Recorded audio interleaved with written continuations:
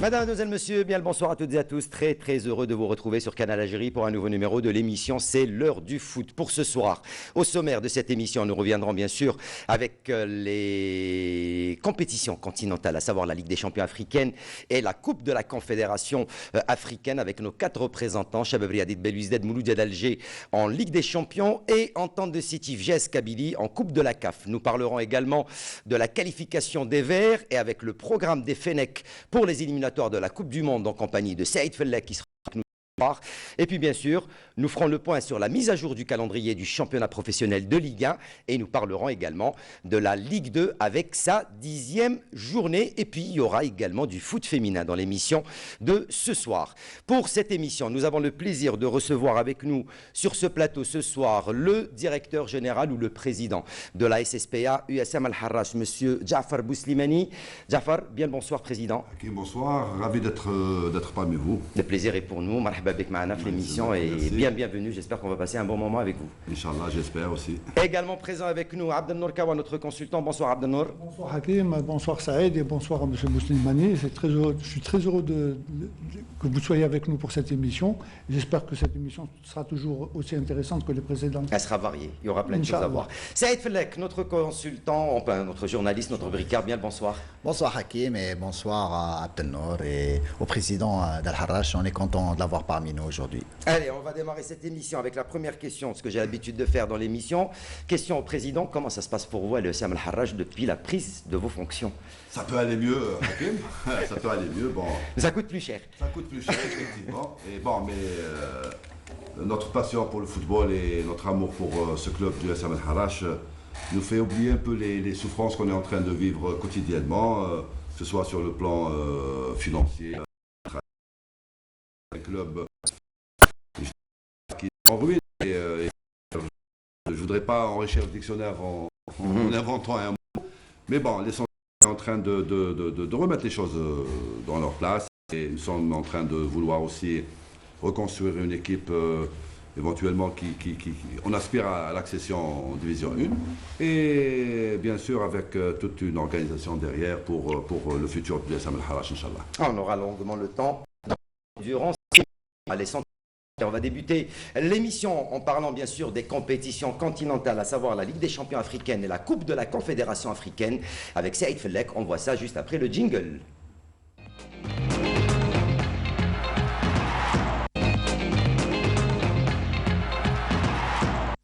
Allez Saïd, des hauts et des bas en Ligue des champions africaine. On va commencer à parler de cette Ligue des champions avec bien sûr le groupe B et le Chabab Riadid Belouizdad.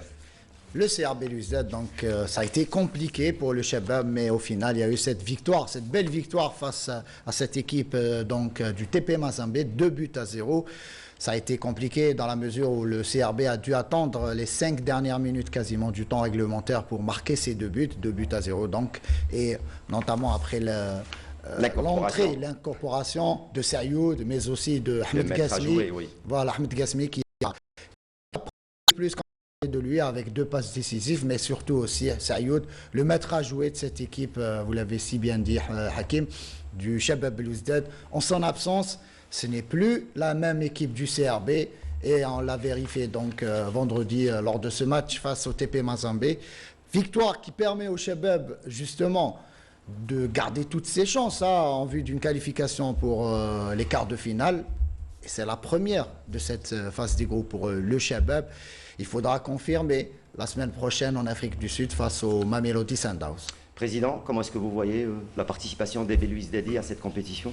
Moi j'étais très content qu'ils aient gagné, même je dirais dans la souffrance aussi. Les 2 buts ont été marqués en fin de partie. Mais je vais vous raconter une petite histoire. Nous, Al-Harrach, nous étions derrière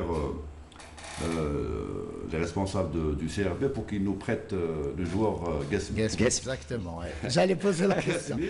Et bon, je suis content pour le CRB qu'ils aient gagné, mais j'étais très triste que ce soit Ghasmi qui était l'orchestre de cette victoire, entre parenthèses.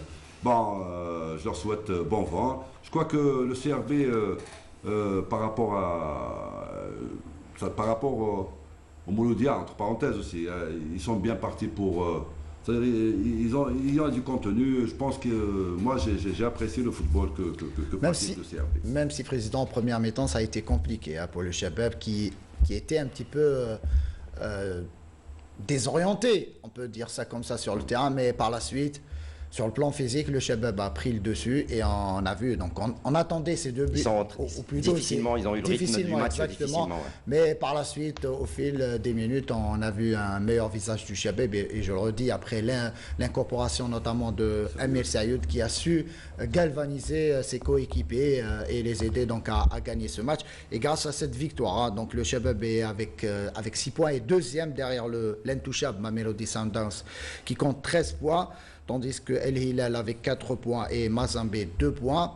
Mazembe quasiment qualifié. Ils sont éliminés le TP Mazembe. Voilà, du TP Mazembe qui vont recevoir lors du dernier match cette équipe de El Hilal. Il faudra au Shabab au moins ramener le match nul pour espérer se qualifier en quart de finale. Par contre, ce n'est pas le cas du Mouloudia d'Alger, l'autre représentant algérien en Ligue des champions africaine. Le Mouloudia d'Alger qui était quasiment presque qualifié. On attendait un match nul face à cette équipe du Zamalek, mais finalement, douche froide hier au stade du 5 juillet avec ce match du Mouloudia face au Zamalek, puisqu'il y a eu défaite du Mouloudia d'Alger, 2-0. Nette domination de cette équipe du Zamalek qui a su bien jouer le coup et l'emporter au final, même si le Mouloudia en deuxième mi-temps a su un petit peu mettre en danger cette équipe égyptienne. Mais l'efficacité du côté du Zamalek a fait la différence et il faudra au Mouloudia ramener ce match nul, ou plutôt ce point du match nul en déplacement lors de la dernière journée sur la pelouse de l'Espérance de Tunis. Ça sera pas facile, mais ça reste abordable puisque l'Espérance de Tunis, ce n'est plus l'Espérance d'il y a quelques années de cela. Donc, en plus, ils ont perdu l'Espérance de Tunis, il faut le rappeler. Exactement, à Tungate. Donc tout reste possible pour les gars du Mouloudia d'Alger. Abdelnour, vous qui suivez énormément cette équipe du Mouloudia, grosse déception peut-être. Moi, je voudrais tout d'abord revenir au CRB.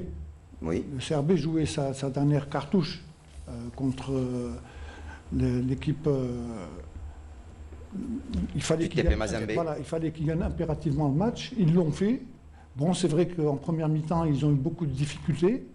Mais avec, comme le disait tout à l'heure le président El Harrach, un Gasmi, moi, je n'ai pas compris pourquoi un Gasmi n'avait pas été utilisé depuis le début de saison. Pourquoi il avait été d'abord, qu'il n'était pas dans l'effectif. C'était un choix. C'est un choix. Mais enfin, c'est quelqu'un que je connais très bien. Ils ont peut-être rappelé qu'ils avaient Gasmi quand El Harrach l'avait demandé. Hein. C'est possible. Mais toujours est-il que Gasmi est un battant. Et moi, je connais depuis plus de 10 ans, puisqu'il est avec nous en équipe des joueurs locaux au Soudan. C'est un battant. Et la preuve, il est rentré, il a pratiquement métamorphosé le jeu. Il a donné non seulement les balles de but, mais c'est un battant. Pour moi, c'est... Donc le CRB... Moi, j'espère qu'ils ne vont pas avoir de regret de ne pas avoir battu le Hilal de Mdarman, parce que si jamais ils l'avaient battu, ils seraient déjà qualifiés. Ouais. Bon, maintenant, ils n'ont plus le destin entre leurs pieds. Bon, il faudrait maintenant que le TP Mazembe joue le jeu pour qu'ils puissent éventuellement battre le Hilal. Maintenant, quant au Mouloudia, c'est incompréhensible. Pour moi, c'est une chance unique de pouvoir se qualifier haut la main, ne serait-ce qu'en faisant un match nul. Mais là, on a vu une équipe qui était pratiquement sans âme. Et moi, je dis que 2-0, c'est quand même bien payé, parce que le Zamalek aurait pu être beaucoup plus incisif et marquer beaucoup plus de buts. Maintenant, le Mouloudia joue sa dernière cartouche à Tunis. Est-ce que le ST va jouer le jeu? Ils sont qualifiés d'office. Maintenant, il faudrait qu'ils ramènent un point. Mais un match nul, je vous coupe, mais un match nul ferait les affaires des deux équipes. Puisque les ST termineraient premier du groupe, alors que le Mouloudia d'Alger... je dis entre guillemets, attention aux coulisses. Donc, coulisses, le goal average, après tout dépendra. Il y a beaucoup de facteurs qui ne sont pas dans les mains du Mouloudia. Maintenant, il faut espérer qu'ils pourront revenir avec un match nul. Je pense pour les ST, ils vont plus penser à éliminer le Zamalek qui reste l'un des favoris de la compétition parce que l'EST va viser la victoire finale. Et si on peut se débarrasser d'un concurrent direct, je pense que l'EST ne va pas s'en priver. Tout le mal qu'on peut souhaiter au Mouloudia, c'est de ramener un point de Tunis. C'est tout le mal qu'on souhaite, bien sûr, à nos clubs. Allez, juste avant de passer et de parler de la Coupe de la Confédération africaine avec nos deux autres représentants, à savoir la GS Kabylie, l'entente de Sétif, on va voir le programme et également le résultat après cette journée de la Ligue des champions africaine pour nos deux représentants, le groupe B et le groupe D. On se retrouve juste après.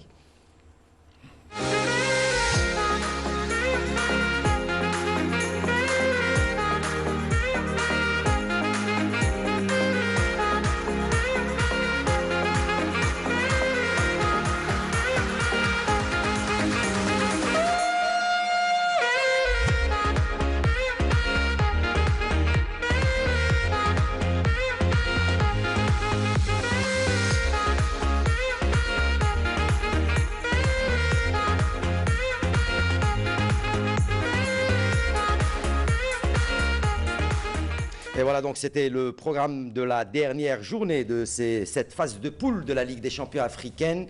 On parle également de la Coupe d'Afrique, donc la Coupe de la Confédération africaine, avec bien sûr nos deux représentants. Et on commence avec la GS Kabylie. Joue ce soir. La GS Kabylie joue ce soir à partir de 20h au Maroc face à l'Espérance, plutôt la Renaissance de Berkane. Le détenteur du trophée de cette Coupe de la CAF, ça ne va pas être facile pour les gars de Denis Lavagne. Mais la GSK a prouvé cette année et cette saison qu'elle avait les ressources nécessaires pour au moins ramener le match nul de ce déplacement. Ça ne va pas être facile, je le disais, mais je pense que la GSK est un match... maghrébin, c'est toujours assez compliqué. Assez compliqué, le derby, mais ça reste jouable pour la GSK qui est, rappelons-le, qui a été dépassée cet après-midi en tête donc, du classement avec la victoire de l'équipe camerounaise de Coton Sport qui est allée s'imposer en Zambie face au Nepsa Star 1-0. Donc c'est le Coton Sport qui se retrouve premier du classement, suit la GSK avec 4 points et cette équipe marocaine avec 3 points. Président, la GS Kabylie. Moi, je pense que la GSK, elle voyage bien. Et j'espère que ça sera le cas aujourd'hui. On espère qu'elle va revenir avec un bon résultat de Berkane. Mais bon, moi, ce qui m'inquiète, c'est plus le côté extra-sportif par rapport à l'environnement politique, etc., qui règne, tension qui règne de ces jours-ci. Bon, mais sinon, je pense que la GSK a les moyens de ramener un bon résultat. Abdelnour, 2 mots pour la GS Kabylie qui joue à 20h, on le rappelle, heure algérienne. Sur les 4 équipes qui sont engagées en Coupe d'Afrique, que ce soit en Champions League ou en Coupe de la CAF, je crois que la GSK est la mieux placée pour pouvoir prétendre à une qualification. Bien évidemment, ça passe éventuellement par un résultat positif aujourd'hui, mais même si jamais ils perdent, je pense qu'ils ont encore toutes les possibilités de pouvoir se qualifier pour les prochains tours. Voilà, tout simplement. A l'inverse, l'autre représentant algérien, l'entente de Sétif, lui, a chuté cet après-midi, Saïd. Grosse désillusion pour cette équipe de l'entente de Sétif qui s'est inclinée en déplacement cet après-midi au Nigeria face à Inyemba. Défaite de but à 1, alors que l'entente menait au score, 1 but à 0. Elle s'est fait rattraper au score donc, par cette équipe d'Inyemba qui est première au classement. Avec un seul point récolté en 3 matchs, ça part mal plutôt.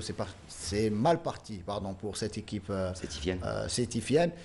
Mais l'avantage, c'est que l'entente, pour les 3 prochaines journées, recevra à 2 reprises à domicile. Ça sera d'abord cette équipe du Nigeria dans une semaine, puis l'équipe du Ahli de Tripoli. Et avant un déplacement en Afrique du Sud pour affronter Orlando Pirates. Ça reste jouable pour l'entente qui devra l'emporter à 3 reprises. Pour que l'entente puisse se qualifier, il est impératif qu'ils gagnent leurs 3 matchs. C'est ça. Donc ça va être très difficile. Bon, le seul handicap qu'il y a eu dans cette participation pour l'entente, c'est d'avoir joué Orlando Pirates à l'extérieur. En le recevant. Et surtout la défaite concédée en Égypte. C'était un match délocalisé face au Ahli de Tripoli.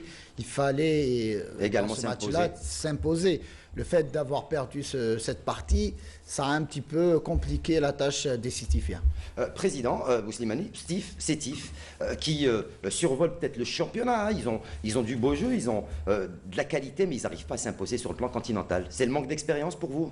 Non, le match d'aujourd'hui, je pense que j'ai lu ce matin sur des journaux spécialisés que l'équipe était décimée, c'est-à-dire qu'il y avait beaucoup d'absents apparemment. C'est-à-dire que je n'ai pas vu la composition d'équipe, mais pour moi c'est l'équipe qui joue le mieux au football en Algérie. Aujourd'hui, c'est une équipe jeune effectivement. Elle manque d'expérience peut-être dans la compétition continentale, mais je pense que Sétif, c'est-à-dire la composante et le staff technique qu'ils ont, je pense qu'ils auront les moyens de revenir. Bon, la preuve, ils menaient au score, c'est ça, ouais, hein, ils menaient au score. Ça prouve que c'est une équipe qui n'a pas peur de ses adversaires. Mais bon, effectivement, l'expérience joue un peu. Et je pense que c'est le fait qu'il y ait beaucoup de joueurs qui étaient blessés, etc., absents, qui a fait que... C'est vrai que l'entente depuis quelques matchs joue à Moindry. À Moindry, avec la réserve, hein, pratiquement. Hein, oui, pas mal de joueurs de l'équipe réserve. C'est clair qu'avec l'enchaînement des matchs, c'est pas facile. Il y a eu, je m'excuse, hein, oui, allez-y. Sur ce match-là, j'avais suivi le reportage de Marat Djoubo sur la chaîne 3. Ils avaient fait une très bonne première mi-temps. Ils avaient marqué en début de match et ils auraient pu aggraver le score à maintes reprises en première mi-temps. Mais en deuxième mi-temps, ils étaient complètement hors sujet. Donc je pense donc qu'il y a eu un problème physique. Exactement. Et bon, ils en payent les frais. Maintenant, comme tout à l'heure Saïd l'avait dit, il reste 3 matchs, 2 matchs à domicile et un match à l'extérieur. Bon, il faudrait tout d'abord qu'ils arrivent à gagner les 2 matchs à domicile et qu'ils essayent d'essayer de ramener un point, et ça va être en fonction ensuite des résultats des 2 autres équipes. Et je pense qu'ils en sont capables, hein, ces Black Eagles, donc l'équipe sétifienne sont capables, hein, de retourner la situation. C'est tout le mal qu'on souhaite, hein, bien sûr, à nos 4 représentants, hein, sur le plan continental. Chabab Adid Belouizdad Mouloudia d'Alger, GS Kabylie, Entente de Sétif. Rien n'est encore fait, tout est possible pour la qualification de ces 4 clubs au prochain tour de ces 2 compétitions. On reste avec les compétitions continentales pour parler équipe nationale, les Verts, les Fennecs, qui viennent de terminer les éliminatoires de la Coupe d'Afrique des Nations, et bientôt ce sera au tour des éliminatoires de la Coupe du Monde. On en parle bien sûr juste après le jingle. Allez les Verts.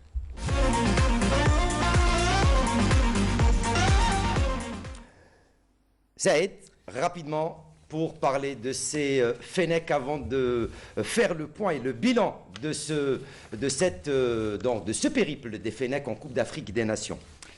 En effet, donc on ne va pas trop y revenir puisque le match s'est joué déjà il y a une semaine de cela, lundi dernier plus précisément. Avec cette victoire, on l'attendait large face à cette équipe du Botswana, 5-0. Ils avaient commencé 5-0, ils terminent 5-0 à la campagne. Donc, exactement, voilà. Donc une victoire assez tranquille pour la bande de Jamel Belmadi, qui a pu, lors de ce stage, un petit peu voir à l'œuvre, il a pu voir à l'œuvre quelques joueurs, notamment les nouveaux. On parle de Zarouri, mais Khassef aussi. Touba n'a pas été aligné. Donc ça a été un bon stage pour l'équipe nationale avant, vous l'avez dit Hakim, l'entame des éliminatoires de la Coupe du Monde prévue en juin prochain. Eh bien justement, juste avant de vous redonner la parole, messieurs, hein, pour faire un petit peu le point, on va voir le bilan de cette équipe nationale, le bilan des Fennecs lors de cette campagne des éliminatoires de la Coupe d'Afrique des Nations. C'est un sujet signé Saïd Fellek, on le voit et on se retrouve juste après. En battant le Botswana 5-0 lundi soir à Blida, la sélection nationale a clôturé sa campagne de qualification pour la prochaine phase finale de la CAN, comme elle l'avait commencé sur ce même score face à la Zambie le 14 novembre 2019. Les Verts terminent en tête de ce groupe H avec 14 points récoltés sur les 18 possibles, meilleure attaque avec 19 buts inscrits et meilleure défense aussi avec seulement 6 buts encaissés. Jamel Belmadi satisfait de ce parcours parfait, mais en exergue la belle dynamique de l'équipe depuis la CAN remportée en Égypte. Pour revenir à cette génération, comme je leur ai dit, profitez de tout ça, profitez d'état d'esprit, profitez de cette fraternité que vous pouvez avoir entre vous, de vos qualités que vous mettez au service de cette équipe et du groupe. Parce que fut un temps, il n'y a pas si longtemps que ça, vous parlez du creux de la vague, c'était peut-être, moi je fais mon numéro, toi tu fais ton numéro, et chacun fait son numéro. Résultat final, on ne gagne rien, on n'obtient rien, et on va nulle part. Et c'est descente et descente aux enfers. Donc, si je devrais qualifier de cette génération, il y a toujours eu des générations de joueurs talentueux, de joueurs techniques, mais cette génération, c'est une génération de joueurs qui veut aller dans la même direction, et qu'ils ont compris ça, et qui sont attentifs à ça. Et c'est quelque chose sur lequel on doit protéger, parce que c'est que vers cette attitude et vers cet état d'esprit qu'on obtiendra des résultats. L'équipe nationale poursuit aussi sa belle série d'invincibilité qui est désormais de 24 matchs de suite à 2 rencontres seulement du record africain détenu par la Côte d'Ivoire. Ce record, il n'a de valeur si on le prend du bon côté, à savoir quoi? C'est la constance dans l'effort, la concentration sur chaque match, comme Marrakech par exemple, Moubarak et Botswana. Nabil, Habou, continue de gagner, continue de performer et voilà, ils ont envie de progresser dans le jeu. Avant d'entamer les éliminatoires du Mondial 2022 prévus lors de la prochaine date FIFA, Belmadi met en garde contre l'arbitrage qui a souvent joué des mauvais tours aux coéquipiers de Riyad Mahrez lors des derniers matchs. Moi, ce que j'ai vu en Zambie, on ne peut pas laisser les arbitres impunément faire des choses comme ça. C'est pas possible. Moi, nous, on n'est pas des bouddhas pour rester comme ça, calme, ne dit rien, vas-y, vole-moi, même jouer, impossible. Au mois de juin prochain, les Verts accueilleront d'abord le Djibouti avant de s'envoler pour Ouagadougou pour y affronter le Burkina Faso avec en ligne de mire cette Coupe du Monde au Qatar. Et voilà donc pour ce qui est du bilan des Verts lors de cette campagne africaine. Reste maintenant, Saïd, le plus gros, c'est les éliminatoires de la Coupe du Monde. Avec, après si on voit donc le bilan de l'équipe nationale, il est tout positif pour Djamel Belmadi pour bien entamer, bien sûr, la campagne du Mondial. Il faut aussi souligner que l'Algérie a terminé meilleure attaque de ses éliminatoires. L'ensemble des éliminatoires avec 19 buts marqués, soit en 6 matchs, donc devant la Tunisie et le Nigeria qui compte 14 buts inscrits. Aussi, Bounjah a terminé deuxième meilleur buteur. Je pense que Bounjah, s'il avait eu plus de temps de jeu, il aurait peut-être marqué plus de buts. Mais pour Djamel Belmadi, c'était l'occasion aussi de revoir Islam Slimani. On l'a vu lors du match aller, mais aussi plutôt lors du match face à la Zambie et aussi face au Botswana. L'information aussi principale, c'est que le tirage au sort de la CAN, de la prochaine CAN qui se déroulera au Cameroun en janvier prochain, se tiendra le 25 juin prochain.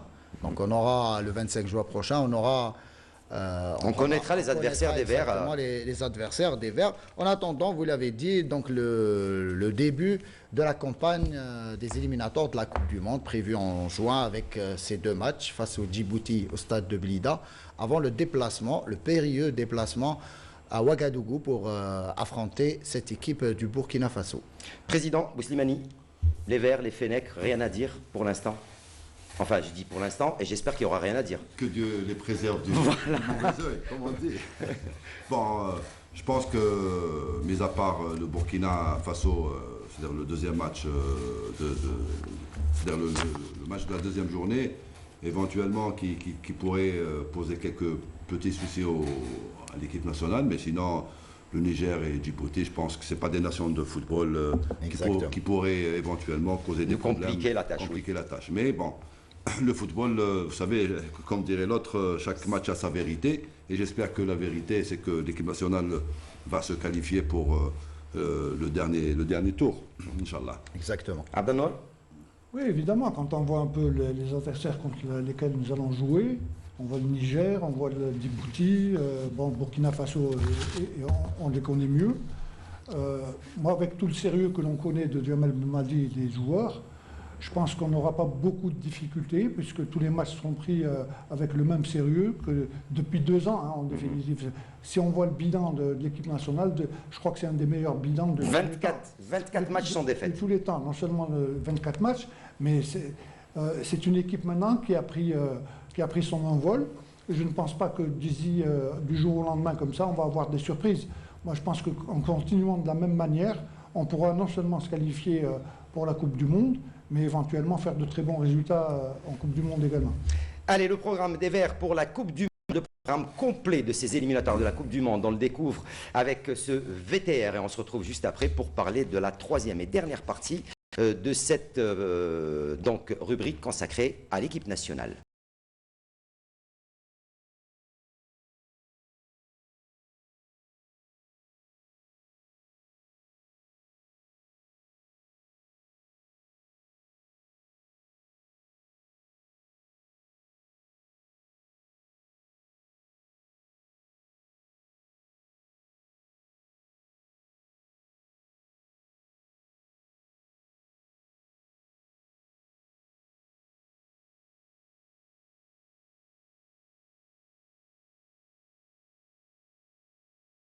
Voilà donc on se retrouve avec les Verts le mois de juin prochain. Allez, dernière info avec vous, Saïd, avant de nous quitter, c'est l'Assemblée Générale Ordinaire de la Fédération Algérienne de Football qui aura lieu ce lundi.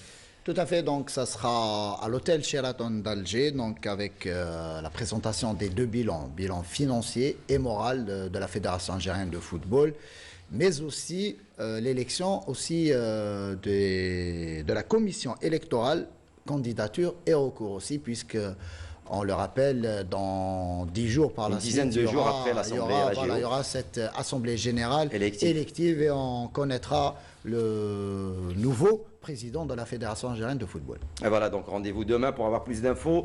En ce qui concerne l'Assemblée générale élective, président, départ donc du président, départ du bureau en cours. Ce qu'on espère, c'est que bien sûr que le prochain bureau travaillera également dans le même cheminement avec Djamel Belmadi. C'est ce qu'il exige pratiquement, hein, Djamel Belmadi. On espère plus, on espère aussi que le prochain bureau fédéral et le président qui sera élu, Inch'Allah, le 15, il faudrait regarder le football national aussi. Il faut nous donner de l'importance au football national. D'importance aussi, voilà, comme on donne à l'équipe nationale. Certes, il faudrait bien protéger cette équipe nationale, la mettre dans de très très bonnes dispositions, du moins rester sur le même niveau que ce qu'elle a maintenant, pour ne pas dire plus. Mais aussi, il y a le football national, Hakim, qu'il faudrait aussi revoir et essayer c'est-à-dire d'avoir le courage c'est-à-dire c'est un chantier qu'il faudrait attaquer immédiatement. Immédiatement pour essayer de le régler pour la saison prochaine. Bien sûr, bien sûr. Voilà donc, et puis la dernière info, c'est la sélection nationale dames qui est en rassemblement depuis le 3 et jusqu'au 8 de ce mois d'avril au Centre technique national de Sidi Moussa, la sélection nationale féminine, conduite par la sélectionneuse nationale, mademoiselle Radia Fertoul, se prépare pour les prochaines échéances, notamment les éliminatoires de la Coupe d'Afrique des Nations féminines Total 2022, dans les matchs débuteront très prochainement. Et pour cela, 34 joueuses ont reçu leur convocation et étaient attendues dans la matinée de ce samedi au Centre technique national. Saïd, merci. Dans quelques instants, on retrouvera bien sûr Sarah pour la deuxième partie, mais tout de suite, place au championnat national avec la mise à jour du calendrier du championnat. C'est juste après le jingle de la Ligue 1.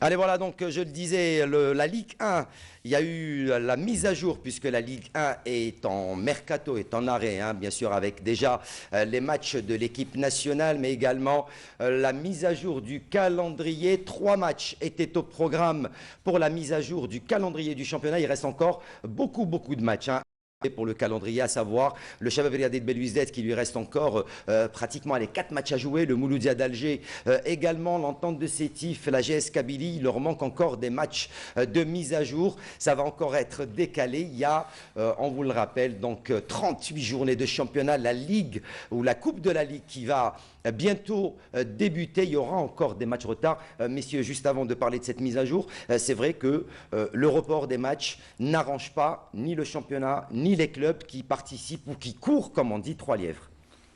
C'est sûr, mais moi ce qui m'étonne, c'est dire pourquoi la Ligue nationale, la Ligue professionnelle de football ne réagit pas. Du moment que l'ensemble des clubs qui participent dans des compétitions continentales ont signé des engagements à ne pas reporter leurs matchs. Et là, on est en train de voir maintenant les équipes qui sont engagées, pratiquement, ils sont en train de perdre sur les 2 fronts, que ce soit en championnat ou c'est-à-dire avec la prestation qu'ils sont en train de faire. En compétition continentale, ouais. Continentale. Maintenant, comme a dit M. Abrouk, ils ont leur destin entre les pieds, mais bon, ça reste une prestation qui n'est pas à la hauteur surtout pour le Mouloudia. C'est-à-dire, on attendait mieux, on attendait qu'il fasse pour le centenaire un triplé ou je ne sais pas quoi pour les supporters, mais apparemment l'histoire ne va pas se refaire. et en plus, c'est que la Coupe de la Ligue n'a pas encore débuté, hein, donc il va y avoir encore les matchs de la Coupe de la Ligue. Ça va compliquer un peu plus. La Coupe de la Ligue, honnêtement, Hakim, moi je vous pose une question. Il va y avoir, c'est une coupe, il y a 20 clubs. Exact. 20 clubs, ils vont jouer le premier match. Exact. Il va rester combien? 10. Ils vont jouer encore un match. Il va rester combien? Il va en rester 5. Comment faire? Eh ben là, ils font pile ou face. 5 plus 1. 5 plus 1, donc il y aura peut-être un repêchage du meilleur. C'est pas normal tout ça. Voilà, c'est pas normal. Ah, c'est pareil, c'est pas normal pour vous? Non, si on doit reparler un peu du championnat, puis des équipes qui sont engagées en Coupe d'Afrique dans des compétitions continentales, moi je dirais tout simplement que ça aurait pu être possible si le championnat avait été à 16. Là, à 20, comme l'a dit le président, les clubs ont signé un contrat, un engagement pour ne pas reporter leur match. Bon, maintenant, il y a un choix à faire. On ne peut pas courir 3 ou 4 lièvres à la fois. Il faut faire l'impasse sur certains. Il faut matchs. faire l'impasse sur certains, absolument, sur certains matchs de championnat. Si on va aller loin en Coupe d'Afrique, d'ailleurs la preuve, nos équipes sont pénalisées et en championnat et dans leurs matchs de Coupe d'Afrique. Donc maintenant, il faudrait qu'ils réfléchissent davantage. Maintenant, comme vous l'avez dit, il y a encore beaucoup de matchs de retard. Ça va être vraiment infernal pour eux. Voilà. C'est une course contre la montre. Non seulement il y a ça, puis il ne faut pas oublier, maintenant il y a le Ramadan. Le mois de Ramadan qui arrive. On ne pourra pas jouer 2-3 matchs par semaine, ça sera impossible. Donc maintenant, comment gérer la suite? Bon, maintenant, il y a une nouvelle fédération qui va arriver. J'espère qu'ils vont... Bon, ça ne sera pas pour cette saison, mais qu'ils fassent une très bonne réflexion quant au devenir de notre football. Qu'est-ce qu'il en est de cette première partie du championnat? Bilan de cette phase aller. Ce n'est pas un bilan, c'est surtout un bilan. Ce qui en ressort de cette phase aller, puisque lors de cette phase aller, ce qui a été bien, c'est qu'on a découvert de nouveaux joueurs, de nouvelles têtes, de nouveaux noms qui nous ont impressionnés lors de cette première phase du championnat professionnel de Ligue 1, même s'il reste des matchs retard, ce n'est pas encore fini. Mais après 19 journées pour la plupart des clubs, Saïd Fellek s'est intéressé aux joueurs qui ont marqué cette phase allée du championnat d'Algérie. On suit le sujet, on se retrouve juste après. Avec la fin de la phase allée du championnat de Ligue 1, l'heure est désormais aux premiers enseignements. Et en dépit d'un début de saison tardif en raison de la crise sanitaire liée au coronavirus, plusieurs joueurs se sont néanmoins distingués à l'image de la pépite montante de l'entente de Sétif, Mohamed Amin Amoura, 20 ans, et auteur déjà de 9 buts et 3 passes décisives en 13 apparitions.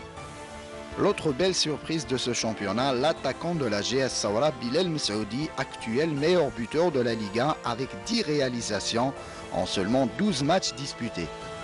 En plus d'être adroit face au but, Bilal Messoudi sait se montrer altruiste. En témoignent ses 4 passes décisives délivrées jusque-là. L'expansionnaire du CRB fait déjà saliver les plus grosses écuries du pays. À 33 ans, Hamza Koudeli ne cesse de rajeunir. En fort du milieu de terrain de l'USM Alger, le capitaine des Rouges et Noirs s'est découvert une âme de buteur cette saison. 7 buts marqués et une influence dans le jeu usmiste assez impressionnante. Le champion sortant, le CRB Louis-Z, ne montre assurément pas le même visage en l'absence de son stratège, Amir Sayoud.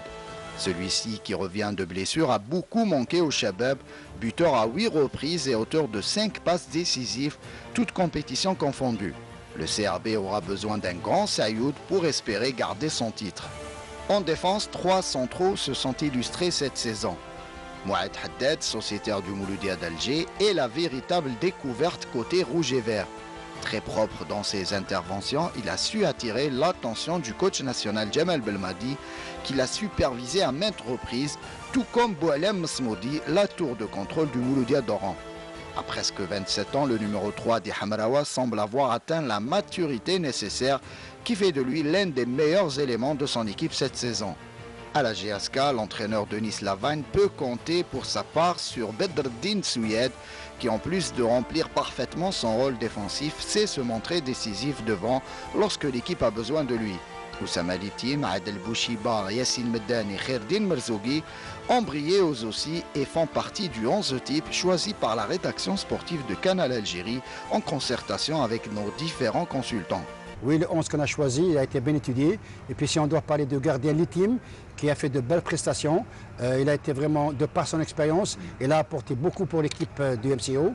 Et puis si on doit parler des 3 défenseurs, je vais parler de Souyad, qui a aussi apporté un équilibre axial dans la défense de la JSK. À ses côtés, il y a Mesmoudi aussi qui confirme. Il y a aussi Haddad qui vient d'un club de D2 qui est la GSM Skikda. À mes yeux, c'est le défenseur le plus régulier.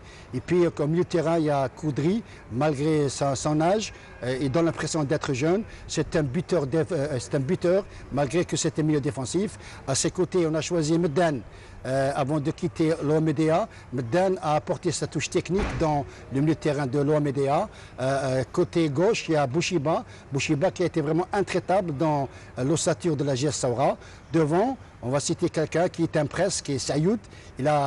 Depuis qu'il ne joue pas au CRB, on sent que le CRB traîne la patte. Et puis devant, nous avons 3 attaquants qui sont d'abord Merzougi, qui revient après une suspension. Il a relevé un défi et retrouve tous ses repères. À ses côtés, il y a Mesmoudi, qui est un jeune qui frappe à la porte, qui confirme. Et puis à côté, il y a une pépite qui s'appelle Amoura.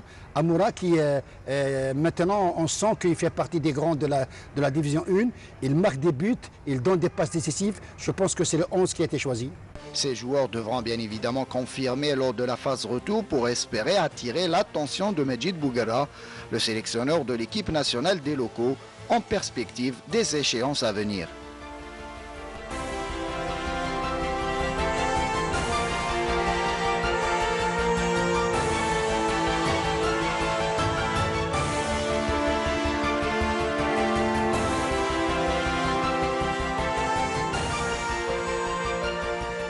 Et voilà donc, messieurs, pour ce qui est de ce bilan et des joueurs qu'on a ressortis donc à la rédaction sport de Canal Algérie. Je commence par vous, Abdelnour, consultant à Canal Algérie. Au vu de la situation, c'est vrai que peut-être la rédaction a choisi les joueurs les plus en vue en cette entame de saison et en cette première partie du championnat d'Algérie professionnel de Ligue 1. Oui, c'est un choix logique, hein, quand on voit un peu tous les joueurs qui composent cette équipe.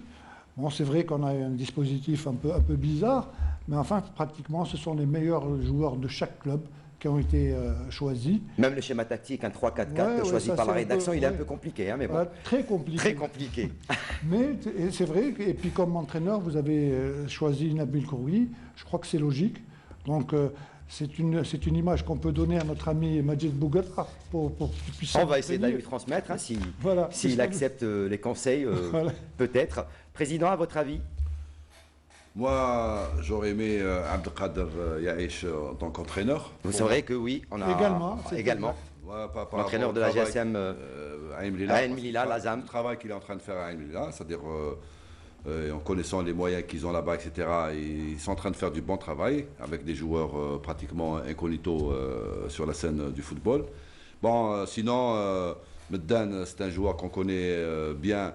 Et on est content pour lui qu'il ait changé d'air, qu'il soit à la GSK. Peut-être que ça va lui donner un peu plus de présence au niveau... c'est-à-dire il lui manque la compétition africaine, etc. J'espère qu'il va réussir.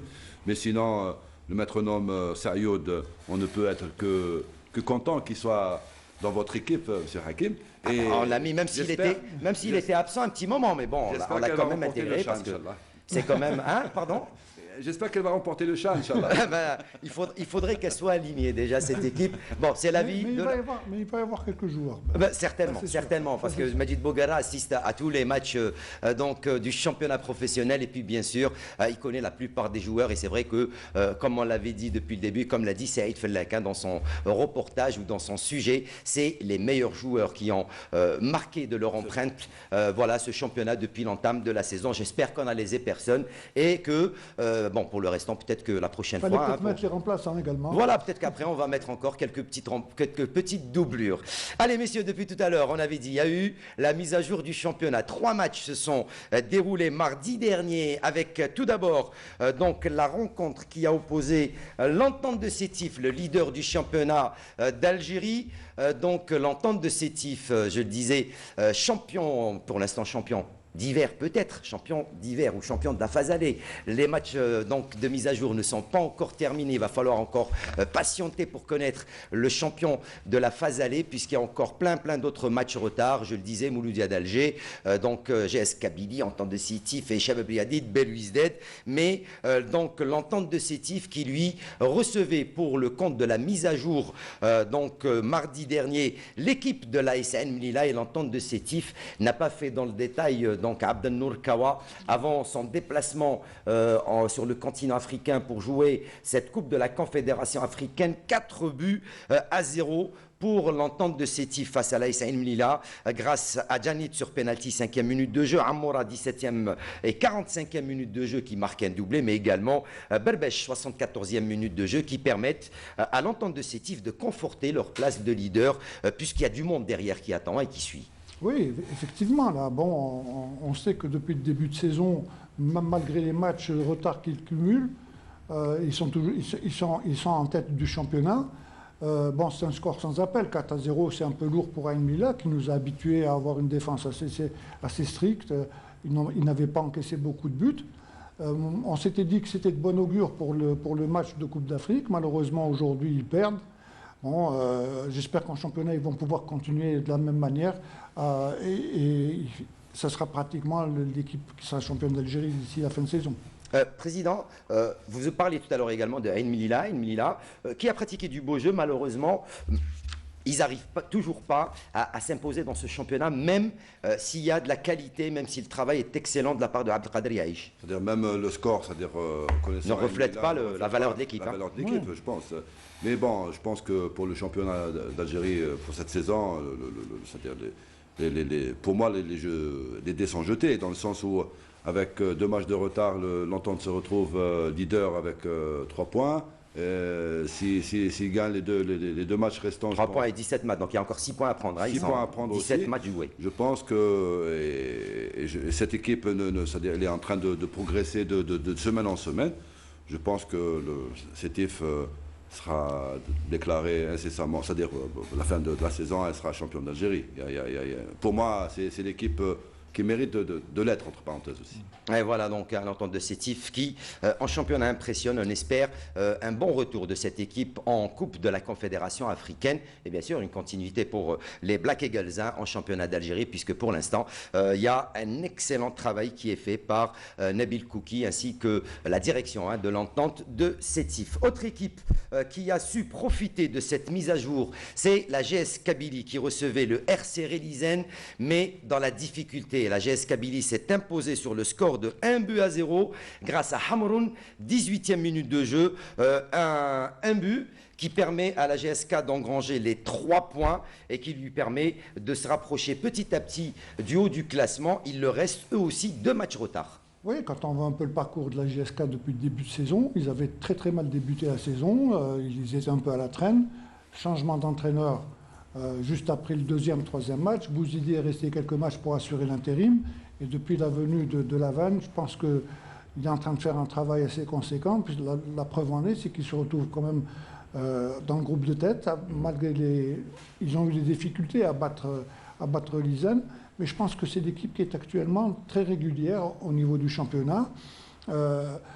Ils font un très bon parcours jusqu'à présent, depuis la venue, comme je l'ai dit, de Lavanne. Maintenant, est-ce qu'ils vont pouvoir durer dans le temps? Ça, l'avenir nous le dira. Président? Moi, je dirais que la GSK, d'abord, il faudrait que le calme revienne au sein de cette équipe. On n'oublie pas que la GSK, les joueurs ont fait grève avant le match de Relizane. Je pense que c'est ça qui a fait qu'ils ont gagné un peu dans la difficulté. Et j'espère que ces histoires de salaire, etc., ne vont pas se répercuter sur le rendement collectif de l'équipe de la GSK. Surtout qu'ils jouent ce soir à 20h, surtout ce soir. En Coupe de la CAF, oui. Ce soir, je pense que c'est une motivation personnelle des joueurs. C'est-à-dire c'est les couleurs de l'Algérie qui seront mis en valeur. En valeur, bien sûr. Mais sinon, en championnat, je pense qu'il faudrait que la stabilité et le calme reviennent pour que la JSK puisse jouer sereinement et continuer le championnat de cette saison, Inch'Allah. Mais on est en train de voir donc les occasions de cette rencontre, les ratés de la GS Kabylie. Troisième et dernier match de mise à jour, c'est le... Oui Non, c'était pour revenir justement sur le Mouloudia. Oui, j'allais en parler, le Mouloudia d'Alger, on y arrive, 30 secondes, on va y arriver. Le Mouloudia d'Alger qui, lui, recevait l'ASO Schleuf et il en a profité. L'ASO qui est mal en point en championnat, victoire du Mouloudia d'Alger pour cette mise à jour du calendrier 2-0 grâce à Felipe 3e et Belkhir, donc 30e minute de jeu.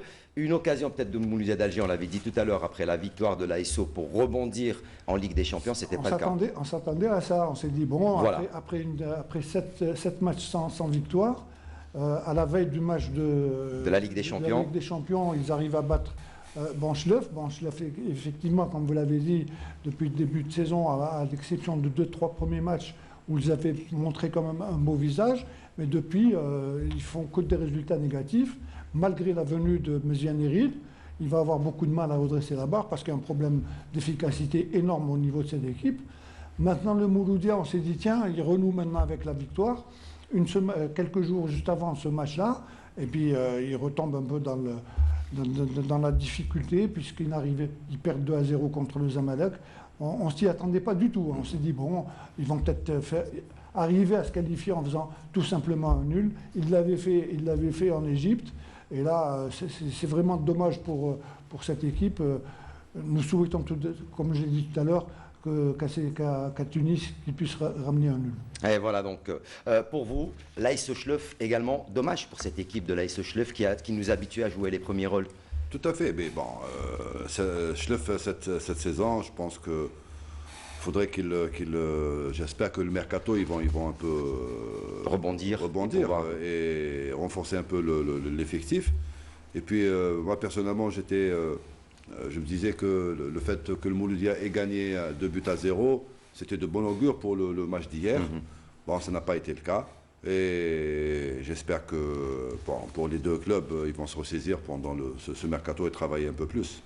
Et on rappellera que lors de ce mercato, il faut savoir qu'il y a eu les transferts donc de Merzougi, l'attaquant qui était sur notre équipe type qui rejoint le Shabab Riyadi de Belouizdad, mais également Baouch qui signe jusqu'en 2023 à l'USMA d'Alger. Il arrive de l'USM Bel Abbès après moult.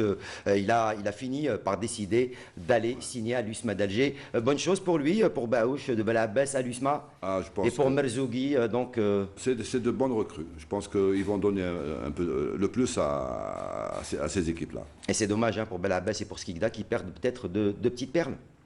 Bon, ça c'est le problème financier, Hakim, qui fait que les joueurs maintenant ils veulent jouer là où ils ont un salaire assuré. Il y a la là où il y a des challenges aussi. Des challenges aussi, des projets sportifs effectivement. Mais maintenant Bel Abbès ou le Havash, etc. c'est des équipes qui pataugent un peu dans des difficultés financières, qui n'arrivent pas à assainir leur situation. C'est sûr qu'on n'attire pas les bons joueurs, on ne peut pas les attirer, entre parenthèses aussi. Bon, et c'est compréhensif. Et j'espère que l'USMA, avec c'est-à-dire tout le projet sportif qu'il y a derrière, ils vont réussir, Inch'Allah, à aller de l'avant. Abdelnour, très rapidement, avant d'aller voir les résultats complets et le classement. Bon, en ce qui concerne le CRB, c'est un apport supplémentaire devant, parce qu'ils avaient besoin également d'avoir des punchers devant. Et pour l'USMA également, bon, c'est une bonne chose pour les joueurs, comme l'a dit le président de l'Harash. Beaucoup de clubs actuellement sont en difficulté, on est en train de voir, Bel Abbès est à la traîne. Donc c'est des joueurs qui cherchent éventuellement à pouvoir se projeter vers l'avant pour essayer d'avoir un meilleur plan de carrière. Donc voilà, c'est un peu tout ça qu'on peut dire. Allez, c'est ce qu'on espère également pour tous les joueurs qui vont être transférés lors de ce mercato ou ceux qui espèrent avoir une proposition de transfert. Allez, résultat, après cette mise à jour du calendrier classement, après cette mise à jour, il reste encore, vous allez le voir, beaucoup de matchs retard pour certains clubs.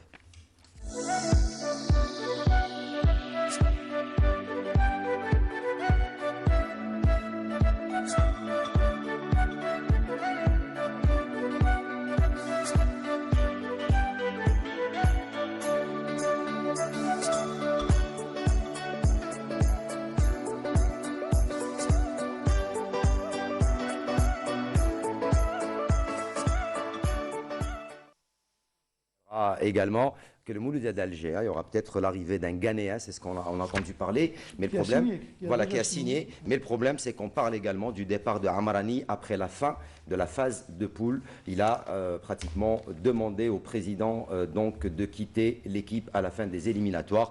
Information qui reste à confirmer. Est-ce que Amarani reste au Mouloudia d'Alger après les éliminatoires de cette Ligue des champions d'Afrique, ou plutôt cette phase de poule, ou est-ce qu'il va jeter l'éponge? Donc affaire à suivre. Voilà donc pour ce qui était des résultats. On terminera cette partie consacrée à la Ligue 1 avec un bilan, un petit bilan qu'on a fait en début de saison. On a parlé de la Covid-19 qui a chamboulé toute la préparation, qui a chamboulé tout le système sportif mondial. Qu'est-ce qu'il en est après 4 mois d'activité dans le championnat d'Algérie? Notre docteur, notre journaliste à Canal Algérie s'est intéressé à la Covid-19 et le foot. Voici ce que nous raconte donc Fatah Abada, le journaliste, sur le bilan Covid du championnat d'Algérie professionnel de Ligue 1. L'actualité footballistique en 2020 a été fortement perturbée par la pandémie de coronavirus Covid-19, incitant le monde entier à suspendre les compétitions avant de reprendre à huis clos, non sans soumettre les acteurs à des mesures de prévention strictes pour endiguer la propagation du virus.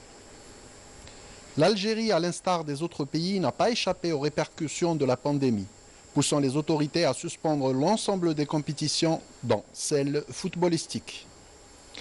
Les joueurs du championnat national se sont retrouvés du jour au lendemain loin de la compétition. Si au début ils continuaient à s'entraîner en solo, l'attente aurait été si longue que la majorité d'entre eux ont fini par se décourager. Les clubs de Ligue 1 ont été finalement autorisés à reprendre les entraînements le 20 septembre, en vue de la nouvelle saison 2020-2021, dont le coup d'envoi a été donné le 27 novembre. Après une longue période d'hibernation, les joueurs de l'élite ont pu enfin réchausser leurs crampons pour reprendre le travail, même si le retour à l'activité aurait été difficile, précédé par des tests de dépistage en application du protocole sanitaire anti-Covid.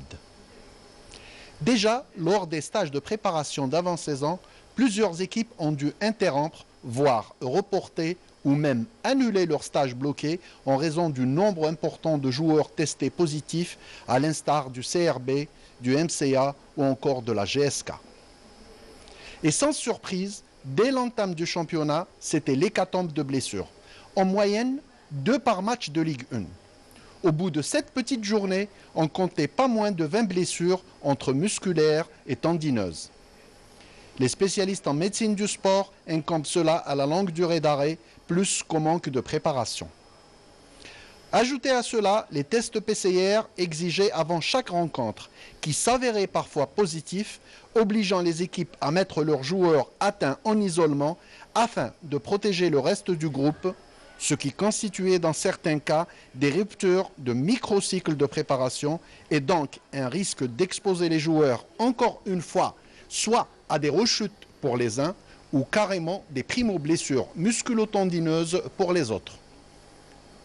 En résumé, la première partie de cette saison 2020-2021 a été fortement perturbée et le sera certainement encore tant que la crise sanitaire durera. Président, vous avez eu des problèmes, vous, avec la préparation, les cas de Covid? C'est vrai que c'est compliqué, hein, donc...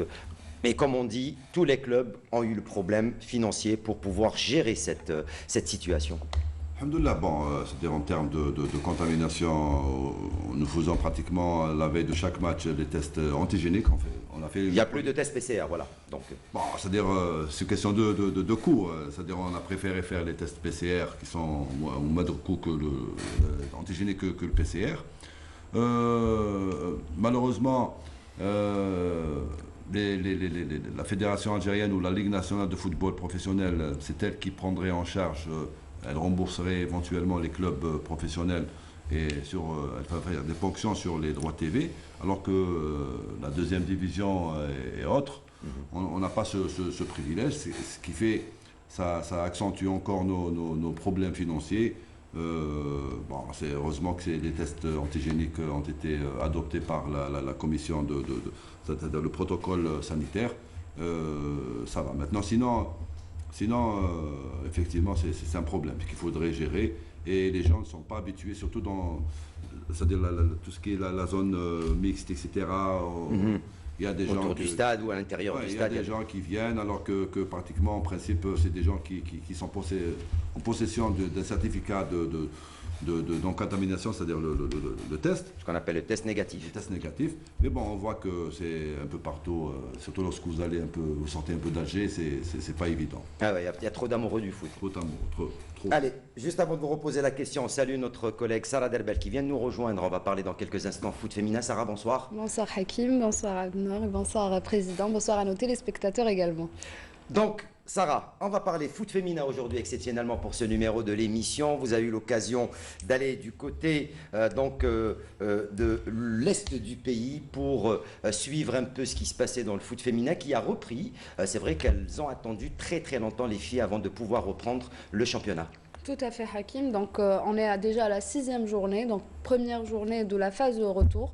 Donc les filles ont repris en mois de mars, début mars. Et j'ai eu l'occasion de suivre 2 rencontres à Béjaïa, donc une rencontre à Akbo et la deuxième à Béjaïa. Ah oui, et le plus gros, c'est le choc entre le CF Akbo et le FC Constantine. C'était le match choc de cette 6e journée. Tout à fait Hakim, donc c'était le match choc du groupe déjà centre-est, puisque le championnat est divisé en 2 groupes, donc le centre-est et le centre-ouest.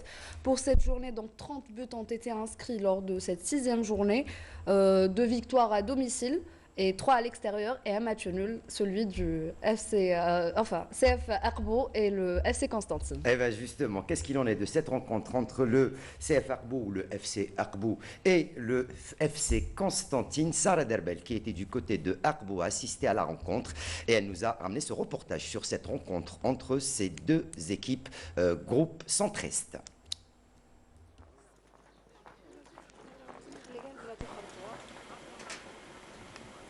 La première journée de la phase retour du championnat féminin qui a opposé le leader, le CF Akbo FC Constantine, n'a pas connu de vainqueur. Et pourtant, le spectacle était au rendez-vous. C'est avec une grande volonté et une immense détermination que les 2 formations ont abordé ce choc de la 6e journée. La première période a vu un jeu équitable où aucune équipe n'a pu prendre le dessus sur son adversaire, malgré les nombreuses occasions créées de part et d'autre. En seconde période, les Constantinoises, plus motivées qu'en première mi-temps, ont commencé à attaquer dès les premiers instants et ont réussi à ouvrir le score par l'intermédiaire de Smaïl Safia à la 48e minute de jeu. Les visiteuses ont bien entamé cette période mais n'ont pas pu maintenir la cadence puisque les filles de Mera Abdenour ont repris les rênes du jeu et ont inscrit un but à la 80e minute de jeu qui a été refusé par l'arbitre. 5 minutes plus tard, la jeune Ayed Irania qui s'est distinguée lors de ce match a offert le but de l'égalisation au CFA Akbo. Les Akboussiennes ont continué à mettre une certaine pression sur les camarades de Bekli Fouzia, mais ne parviennent pas à inscrire un second but. La rencontre entre le leader et le co-leader s'est achevée alors sur un score de parité d'1 but partout.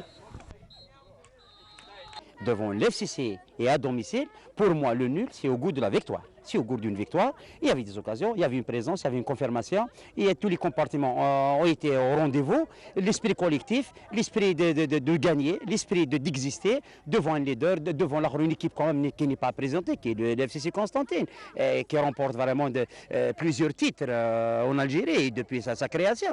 Donc on est là, c'est leurs élèves.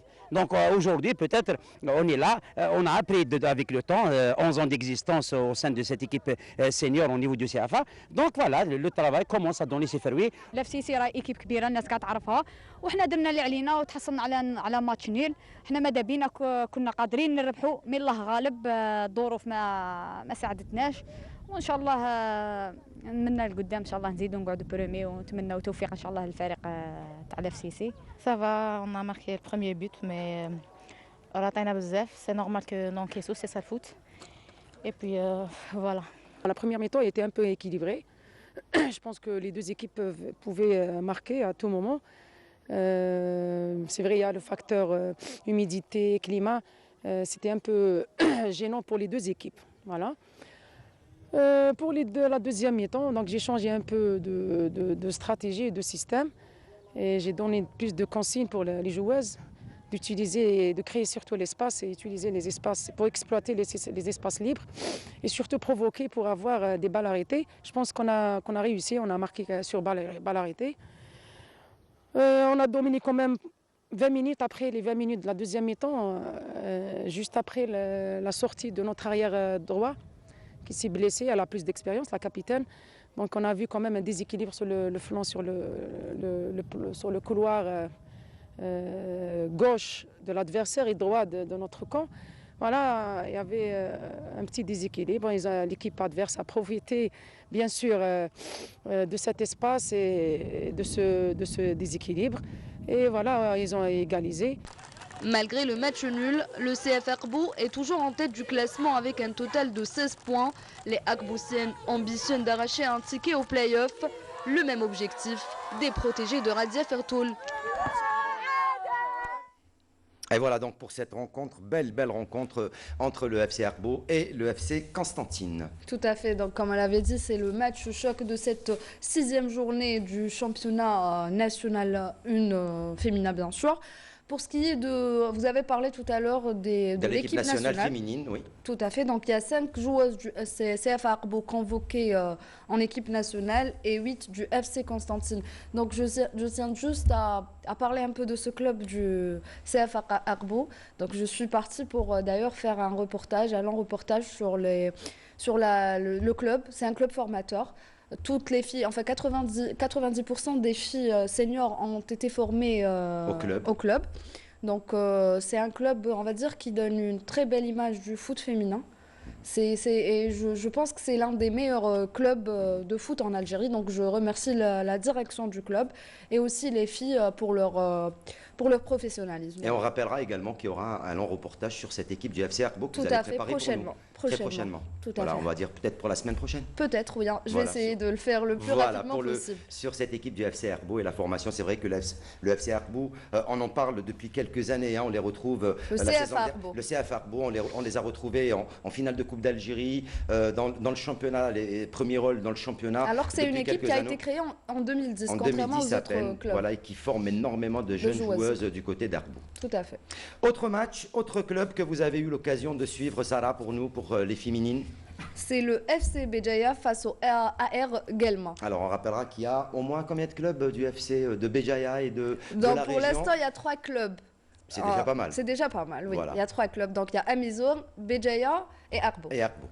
Voilà, ça c'est juste la région de Imagoraya. Exactement. Voilà. Donc pour ce match du FC Béjaïa face à la AR Guelma, le match s'est terminé sur un score de 3-1. Donc c'est la première victoire du FC Béjaïa.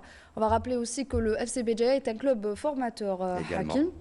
Alors c'est Passem Chaouch Iman qui a inscrit le premier but sur pénalty à la 10e minute, Hadjar Yasmina 26e minute et Bedhouch Meriem à la 30e minute. En seconde période, les filles de Guelma, donc c'est Aïfaoui Selma qui a réduit la marque pour ce club de Guelma. Et le match s'est achevé, comme je l'ai dit, sur un score de 3-1. Moi, je poserai la question d'abord au président. C'est vrai que les grosses écuries du football chez les messieurs, ce sont des clubs qui n'ont pas de foot féminin. Je parle Mouloudia d'Alger, Chababria de Belouizdad, GS Kabylie, CS Constantine, Entente de Sétif, MC Oran. Il y a plein de clubs de Ligue 1 où il y a un argent monstre qui est investi, sauf qu'on fait l'impasse peut-être sur les petites catégories, les jeunes catégories chez les garçons ou encore chez les filles. Comment vous l'expliquez, Président? Je l'explique parce qu'on a beaucoup plus de soucis à gérer déjà ce qu'on a. faut être honnête avec vous. Non, mais c'est pour ça que je pose la question. C'est malheureux. Moi, j'aurais souhaité que, par exemple, la Fédération algérienne de football puisse obliger tous les clubs à avoir... c'est-à-dire à motiver une catégorie féminine, ou du moins les jeunes filles, c'est-à-dire pas en senior, mais commencer à la formation. Je suis tout à fait d'accord. Mais bon, moi, je suis vraiment, je suis pas du tout branché sur le foot féminin. D'ailleurs, je suis agréablement surpris aujourd'hui de voir qu'il y a un championnat de football féminin. Il y a plus de 50 clubs en Algérie de foot féminin. D'ailleurs, on constate qu'il y a un club à Guelma. Voilà. Même le président m'a expliqué qu'ils avaient des difficultés déjà pour trouver des filles à Guelma et pour convaincre déjà les parents. Il y avait un très très grand club, hein, le Guelma, qui était l'escadron noir. Voilà, il faut le rappeler. D'ailleurs, tous les dirigeants du foot féminin, donc ce que j'ai constaté cette fois-ci sur le terrain, donc tout le monde dit que le football féminin manque de considération. Avant de parler de moyens, donc le foot féminin manque de considération. Oui, la preuve, vous ne saviez même pas que... Non, je reviens un peu sur le manque de considération. Sarah, le gros problème actuellement, c'est le football d'abord masculin. Bon, c'est vrai qu'actuellement, on est en train de voir les grandes équipes. Vous avez dit le CRB, le Mouloudia sans équipe féminine. Déjà qu'ils puissent s'occuper de leurs jeunes. Le championnat des jeunes, la prise en charge des jeunes joueurs, des U15, des U17, des U20, des U13, des U11. C'est un gros problème. Alors, si vous voulez ajouter à cela des équipes féminines, je pense que ça va être... Maintenant, quand on voit une équipe comme Béjaïa, qui vient, comme plutôt Agbou, qui vient de créer une équipe uniquement féminine, je ne pense pas qu'ils ont une équipe qui participe... Il y a déjà deux grands clubs, il y a le MOB, il y a la GCMB chez les garçons, donc je ne pense pas que... Peut-être que c'est nouveau pour eux. S'il y a une équipe masculine... Mais tout d'abord qu'on s'occupe, puisqu'il va y avoir une nouvelle fédération, donc je préfère lancer un appel qu'on puisse développer le football des jeunes. Et ça suffit. Là. Bon, ensuite, le football féminin, c'est vrai. Mais excusez-moi, s'il y a une équipe nationale, on doit donner quand même une certaine considération. Pas qu'une. On a les seniors, les U20, les U17. Les U15. Ça fait partie de ce qu'on appelle le développement du football, en général. Et quand on parle de développement du football, ce n'est pas les seniors. C'est pratiquement tous les centres. D'abord, quel est le club qui a un centre de formation ici en Algérie? À l'exception un peu du Paradou, entre guillemets. Hein, c'est pas encore le... Mais autrement, personne ne forme. L'entente de Sétif bientôt. Bientôt, mais normalement, ça doit être vulgarisé au niveau de notre championnat. La bonne nouvelle, c'est que je pense que l'USMA d'Alger qui a annoncé peut-être la création d'une équipe féminine. Voilà, si je me rappelle bien. C'est l'information qu'on a eue, mais on verra. L'USMA, parce qu'ils ont leur stade. Oui, déjà. Leur stade. L'inconvénient, c'est de ne pas avoir l'infrastructure. C'est un problème d'infrastructure, que ce soit pour les garçons ou les filles. Il faudrait que les clubs aient leur infrastructure. Ça sera peut-être le sujet d'une émission qui sera très intéressante quant au développement du football. Hein. Exactement, on verra ça avec la prochaine fédération et bien sûr pour voir avec eux. Pour ce qui est des sonores de cette rencontre. Tout à fait, donc on va écouter quelques joueuses, des entraîneurs, enfin l'entraîneur du FC Béjaïa, le président du AR Guelma. Donc on va les écouter, les impressions après le match. Voilà. Les matchs précédents, on les a joués sans préparation. C'est presque le même niveau avec les autres équipes. On a manqué d'efficacité devant les bois. Alhamdoulilah, on a joué comme toutes les autres rencontres, on a gagné, alhamdoulilah. On va préparer le prochain match. On vient d'entamer le premier match de la phase retour. Dieu merci, on a entamé notre première victoire du championnat. Espérons qu'on va continuer dans la même cadence. Avec le déclassement des filles, ils vont se soulager un peu avec cette victoire.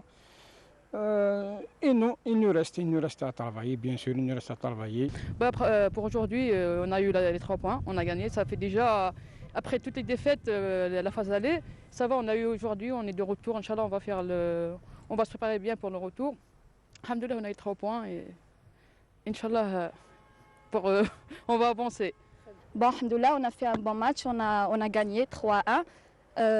Par rapport à la phase aller, c'était vraiment un début bien pour nous.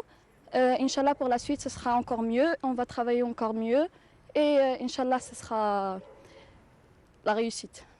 الأداء تاعنا يعني في تحسن مستمر يعني حسب ما كونستاتينا حسب الكونستاتاسيون تاعنا حسب ما رانا نشوفوا كإدارة يعني المستوى اللاعب تاعنا قاعد يتطور من مقابلة لأخرى يعني المقابلة هذه وين لقينا فريق تاع بجاية وين سجل لنا 3 أهداف ما كانتش يعني متوقعة من نصف فرص يعني سجلوا لنا 3 أهداف وين كنا قادرين نرجعوا في النتيجة رغم نقص خبرة اللاعبات تاعنا اللي هما لا بليبار تاعهم دي U20 دي جواز نون اكسبيريمونتي. اليوم كانت مقابلة شوي صعيبة رانا عولنا على الماتش هذا باش ندخلوا شوية على الأقل في الكلاسمون مي تلقينا كنا في الشوط الأول شوية قلال، تلقينا 3 أهداف شوية كانوا بزاف.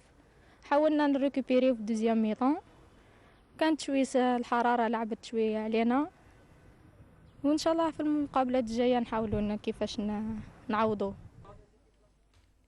Voilà donc pour ce qui était donc de ces sonores. On termine ce championnat féminin avec le classement des quelques ténors de ce championnat féminin, Sarah. Tout à fait. Donc pour ce qui est du groupe 113, donc c'est le CF Arbo qui est premier, qui est leader avec 16 points, suivi du FC Constantine avec 13 points.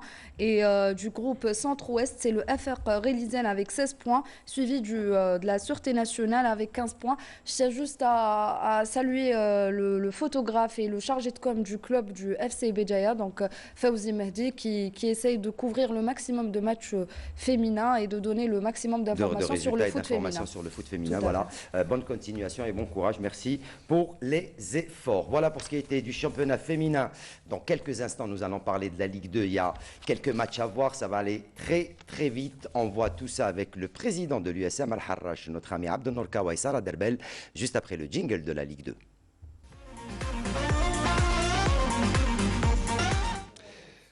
Voilà donc pour ce qui était donc de cette Ligue 2, on a joué pour le compte de la 10e journée. On va débuter avec un match auquel a assisté notre collègue Sarah Derbel qui était du côté de Béjaïa. Elle a donc également assisté à la rencontre qui a opposé le MOB de Béjaïa au RC Erba. Une rencontre qui s'est soldée sur un score nul entre ces deux formations, 0-0. Le sujet, MOB de Béjaïa, RC Erba, il est signé Sarah Derbel.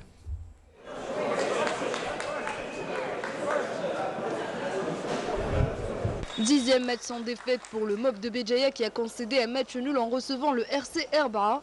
Le choc de cette 10e journée de Ligue 2 n'a pas connu de vainqueur et n'a pas été à la hauteur des attentes. En première période, les débats étaient plutôt équilibrés. Les deux équipes ont eu quelques occasions mais ont débuté cette partie avec beaucoup de prudence. Les camarades de Chouïa ont marqué cette période par leur engagement et leur légère domination. Les Béjaouis de leur côté ont réagi par quelques tirs, comme celui de Bendrif, mal cadré. Le dernier quart d'heure a vu une baisse en intensité et le jeu était plus concentré au milieu de terrain. Et c'est sur un score nul et vierge que les 22 acteurs ont rejoint les vestiaires. Dès le début de la seconde période, les deux formations ont continué à créer des occasions, mais sans parvenir à trembler les filets. 67e minute de jeu, l'entraîneur Karouf a opéré 3 changements avec l'objectif de provoquer le déclic. Mais les attaquants entrants n'ont pas pu trouver la faille face à une bonne défense du RC Erba. De leur côté, les visiteurs ont créé de plus franches occasions sans toutefois pouvoir concrétiser leurs actions. L'homme en noir mettra un terme au débat sur un score de parité de 0 partout. Sincèrement, c'était un bon match entre deux équipes qui jouent bien au ballon. La meilleure défense et la meilleure attaque. On a vu des actions vraiment à la hauteur des deux clubs. On était proche d'un but et pratiquement on a dominé, surtout en première mi-temps. On a raté beaucoup d'occasions, mais le match nul, je peux dire que c'est équitable pour les deux équipes. Dans l'ensemble, c'était équitable. Je dirais qu'on a eu un temps fort où on n'a pas pu marquer. Et en deuxième mi-temps, j'ai vu que l'équipe de l'Eubar a eu des occasions. C'est la même chose, ils ont raté. Mais je dis dans l'ensemble, on a un problème d'inefficacité devant. On doit travailler davantage. Malheureusement, on n'a pas le temps de travailler parce qu'on joue samedi, jeudi, mardi. On n'a pas le temps de travailler. On travaille plus dans la récupération, travailler plus psychologique. Mais dans l'ensemble, je dis que nos jeunes, ils ont fait un match correct. On est, jusqu'à ce jour, on a joué 10 matchs sans défaite. Et en ce moment, je dois dire que tout le monde commence à croire en cette équipe parce qu'au début, personne ne venait voir cette équipe. Personne ne parlait de cette équipe. Je crois que ça fait 2 ou 3 journées, les 2 dernières journées, qu'on commence à voir qu'il y a de l'engouement des supporters, ça parle de cette équipe. Il faut nous laisser travailler. Nous, on joue sans pression, match par match. On essaie de se détacher des 4 derniers pour qu'on entame le retour à l'aise. Un résultat qui n'arrange aucune des deux équipes. Avec ce match nul, le RC Erba et le MOF de Béjaïa se partagent la deuxième place au classement général. Et voilà donc pour ce match entre le MOB de Béjaïa et le RC Erba, un score nul qui n'arrange ni l'une ni les deux autres équipes. Par contre, Président, vous allez... Voilà, ça vous arrange vous, Al-Harraj, puisque vous êtes dans le même groupe et ça vous permet peut-être de vous rapprocher un petit peu du Wydad de Bouferri qui reste en tête, qui lui aussi avait fait match nul. On en parlera dans quelques instants, a fait match nul face au RC Kouba et qui n'a pas pu donc s'imposer, ce qui permet peut-être à Al-Harraj avec sa victoire de grappiller des points et de se rapprocher du fauteuil de leader, même si ce n'est pas encore fini avec cette Ligue, donc Ligue 2, puisqu'il y a encore ce qu'on appelle les matchs pour l'accession en Ligue 1, donc en toute fin de cette Ligue 2. Autre match qu'on va suivre bien sûr tout de suite, c'est la rencontre qui a opposé l'ES Ben Aknoun qui recevait la GSM Béjaïa, où rien ne va plus pour l'autre formation de Béjaïa qui aligne les défaites. Fatah Abada s'est rapproché de l'équipe de Ben Aknoun et du stade de Ben Aknoun pour assister à une super belle rencontre entre l'ES Ben Aknoun et la GSM Béjaïa. Les locaux rentrent vite dans le vif du sujet. Dès la 4e minute et suite à un débordement sur le côté gauche du virevoltant Meknouch qui trouve Amroun dans les 18 mètres. Ce dernier est d'un joli tir à l'entrée de la surface de réparation, ouvre la marque pour l'ES Ben Aknoun. Alors qu'on s'attendait à une réaction des gars de Yimme Goureya, c'est encore Amroun qui double la marque d'un joli coup de tête après une attaque placée et un centre cette fois du latéral droit Amoura à la 8e minute.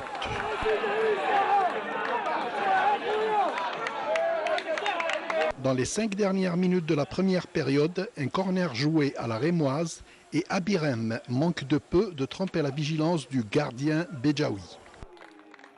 Et c'est sur le score de 2-0 que l'excellent Saïdi siffle la fin du premier half. En seconde période, les Algérois de l'ES Ben Aknoun opèrent par contre face aux attaques fréquentes mais brouillantes des poulains de Khouda. Et c'est sur un de ces contres que Chattab se retrouve face au gardien Béjaoui et inscrit le 3e but à la 65e minute. Les jeux étaient faits et à partir de cet instant, on ne voyait qu'une seule équipe sur le terrain. Les protégés de Mena se permettaient même de jouer à la passe à 10 et continuaient à opérer en contre à rapide et l'un de ces contres apporta ses fruits à la 75e minute lorsque suite à un centre du côté droit, l'intenable Meknouch inscrit le 4e but.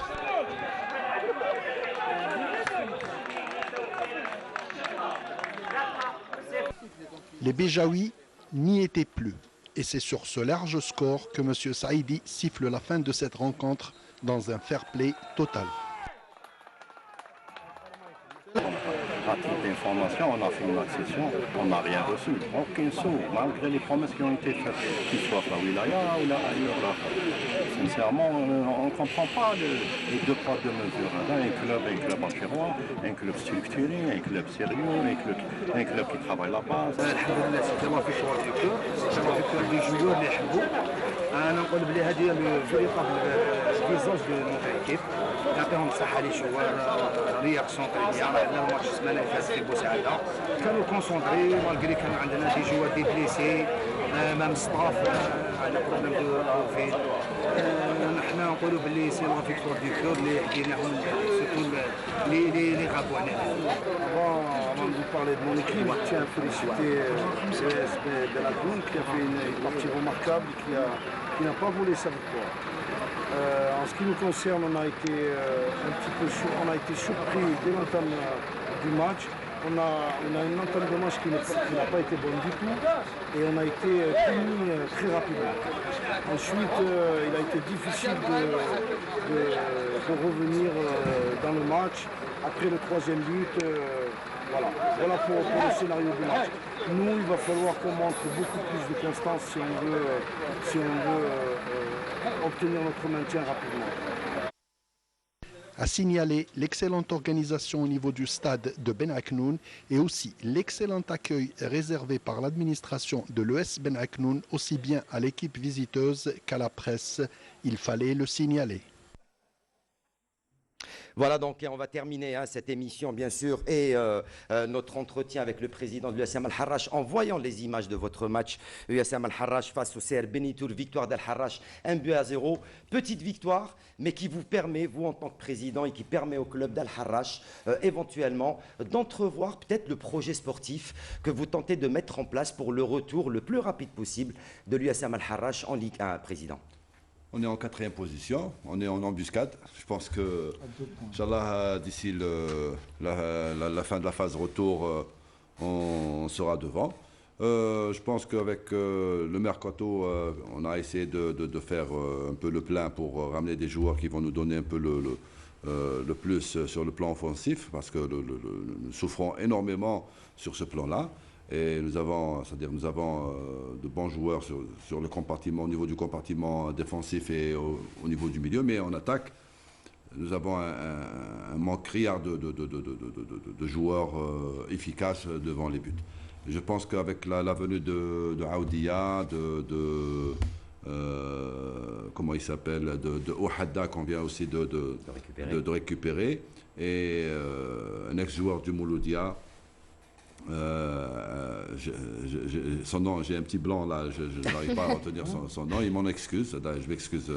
Bon, je vais me rappeler du nom. Ça va revenir. Je pense qu'avec ces 3 joueurs, éventuellement, on essaiera d'estomper ce manque-là de joueurs devant, Inch'Allah. Eh ben, c'est tout le mal qu'on vous souhaite, président. Merci à vous d'avoir été avec nous. Tout le plaisir est mon. Et puis on espère que votre projet trouvera une issue et que voilà, Ben Arous. Et j'espère que votre projet trouvera une issue le plus tôt possible pour tous les amoureux de l'USM Al-Harrach. Abdelnour Kawa, merci. C'est moi qui vous remercie et bonne route, président. J'espère que votre projet va aboutir. Sarah Derbel, merci. Merci Hakim. Allez, merci à toute l'équipe technique de la Régie 2 qui a été avec nous ce soir, à tous les journalistes qui ont travaillé, bien sûr Smaïd Benqaïa du côté de Constantine, Jamel Boukercha, Sid Ahmed Bouraïb, Saïd Fellek, Abada et puis notre rédacteur en chef, Mokhtar Hammani. Merci à vous, chers amis téléspectateurs, de nous avoir reçus chez vous, de nous avoir prêté attention. Dans quelques instants, le journal d'information, prochain rendez-vous sport sur Canal, ce lundi, en compagnie de Mokhtar Hammani, ce sera 52 chronos jusque-là. Ciao, bonsoir.